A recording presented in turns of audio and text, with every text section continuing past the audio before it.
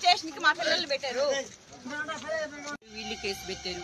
Old case మాత్రం తీసుకోవాలా, 7 నుంచి తీసుకుపోయి ముత్తుకూరు ఎస్ఐ సొమ్మను తీసుకొచ్చి పక్క ప్లాన్ తో పిల్లకాయలు నలుగురిని బాగా కొట్టి, ముత్తుకూరు లేని 6 మందిని కొట్టి వెంకటేశాల నుంచి ముత్తుకూరు నుంచి వెంకటేశాలను తీసుకొచ్చి వెంకటేశాల నుంచి తీసుకొచ్చి వదిలిపెట్టేసిపోయారు. వాళ్ళకి కొట్టిన వాళ్ళకి ఏమి దెబ్బలేం లేవు, వీళ్ళకి మాత్రం పక్క చెయ్యి కూడా ఇరిగిపోయింది. పిల్లలకి ఏదో ఒక న్యాయం చేయాలని మేము అడుగుతున్నాం నాన్న. Constable Muthukur SI, Muthukur constable. CI నిన్న సిఐ వాడికి వచ్చి అడిగితే మీరందరినీ ఎత్తి లోపలేసేస్తాను, బయటికి లోపలేస్తామని చెప్పాడు.